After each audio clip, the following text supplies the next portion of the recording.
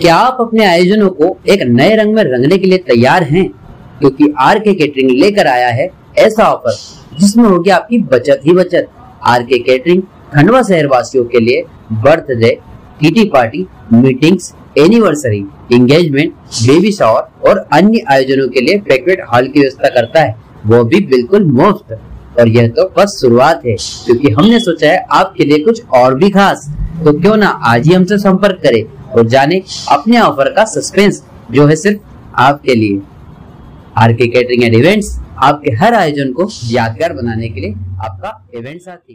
जानना चाहते हैं। देखिए, मैं पहले से आदिवासियों के जो अधिकार है उनके लिए लड़ता आ रहा हूँ और अभी वर्तमान में सीएम साहब की टास्क फोर्स में पैसा एक्ट और फॉरेस्ट राइट एक्ट का मेंबर हूँ और पूरे प्रदेश की समीक्षा करना, उसकी मॉनिटरिंग करना और ये दोनों ही फॉरेस्ट राइट एक्ट और पैसा एक्ट का प्रभावी क्रियान्वयन करना हमारी जिम्मेदारी है। गुड़ी क्षेत्र में वन कर्मियों पर लगातार हमले हो रहे हैं, घायल भी हुए हैं, जिन्होंने हमले करे उन पर पुलिस केस भी बने, गिरफ्तारियां भी हुई। अभी अनुमानित उनका ये कहना है कि पिछले कुछ वर्षों में 3000 हेक्टेयर जमीन पर जो सागौन के पेड़ काटे गए थे उन पर अतिक्रमण भी कर लिया है। तो 3000 हेक्टेयर में कोई कम संख्या में सागवान के पेड़ नहीं होते हैं।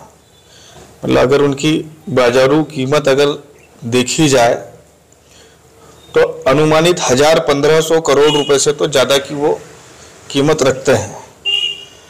अब हर बार हम लोग आदिवासियों को पकड़ करके लाते हैं, ठीक है, हमले कर रहे हैं तो कानूनी कार्रवाई होनी चाहिए, मैं भी उसके पक्ष में हूँ। लेकिन जिन आदिवासियों को बार बार पकड़ा जा रहा है उनको उनके झोपड़ों में से उठा करके लाया जा रहा है। तो जो 1500 करोड़ रुपए की लकड़ी कटी है वो लकड़ी गई कहाँ आखिर?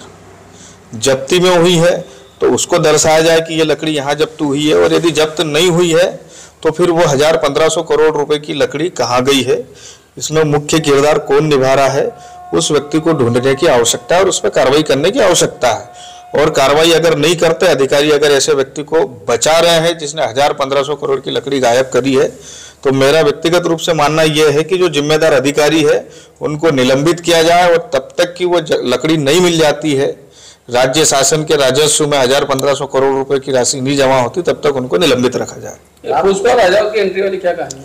ये देखिए, पुष्पा मूवी में भी ऐसा ही सीन चलता है कि लाल चंदन की चोरी करने वाला पुष्पा है, लेकिन पकड़ा सीनू जाता है और उनको बाद में छुड़ा लिया जाता है।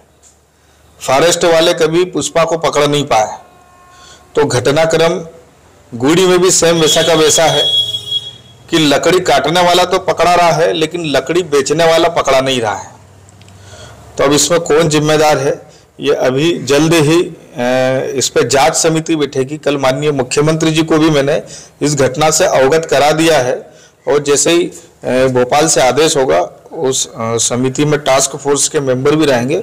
जो भी दोषी पाया जाएगा उस पे निलंबन की या उसकी बर्खास्तगी की कार्रवाई हम करेंगे। जंगल काटने कहाँ तक सही? जंगल जो कट रहा है लगातार, देखिए, देश की आजादी के समय तक मतलब अंग्रेज जो दे करके गए थे वो 24% जो अपने देश का एरिया है उतना 24% जंगल थे। अब उसको 35% करने का लक्ष्य रखा था, लेकिन फॉरेस्ट विभाग उसको 35% तक नहीं पहुंचा पाया। उल्टा आप देखोगे, अगर आंकड़े निकालोगे तो और कम हो गया होगा। और जल, जंगल और जमीन से आदिवासी जुड़ा हुआ है, उसके बिना वो जो वनों में रहने वाला आदिवासी उसके बिना जीवित नहीं रह सकता। तो जंगलों को बढ़ावा देने का काम वो करता है। आप देखेंगे तो जो आदिवासी है वो घर के दरवाजे तक सागौन से नहीं बनाते, क्योंकि उनको मालूम है कि सागौन की इस पृथ्वी को जरूरत है। वो भी अरकाट की लकड़ी से हम लोग अपने घर के दरवाजे बनाते हैं। आपको किसी आदिवासी के यहाँ शायद ही दिखेगा, कोई इक्का दुक्का होंगे तो ही वो सागौन का यूज करते होंगे। तो मेरा मानना ये है कि ये जो लकड़ी कटी है ये इसके ऊपर कार्रवाई होनी चाहिए। ये बहुत बड़ी चोरी है और आंखों के सामने की गई चोरी है और इसको छुपाया नहीं जा सकता। राजस्व का किसी भी हाल में नहीं काटा जाना चाहिए, क्योंकि क्लाइमेट चेंज हो रहा है, बिन मौसम बारिश हो रही है, गर्मी का टेम्परेचर भी बढ़ रहा है, ठंड का टेम्परेचर डाउन जा रहा है, ग्लेशियर पिघल रहा है, लोगों को सांस लेने में तकलीफ हो रही है। तो इतनी सारी समस्या अगर सामने आ रही है, क्लाइमेट चेंज होने वाली, तो जंगल के कारण ही हो रहा है। जंगल को बताइए आप तो कि आप गिरफ्तारी पे सवाल खड़े कर रहे हैं, जो गिरफ्तारी हुई गलत हुई, आप उन्हें झोपड़ों से उठा के लेके चले, झोपड़ों से उठा करके लेकर के गए हैं। लकड़ी काटने वालों को गिरफ्तार करना गलत नहीं है।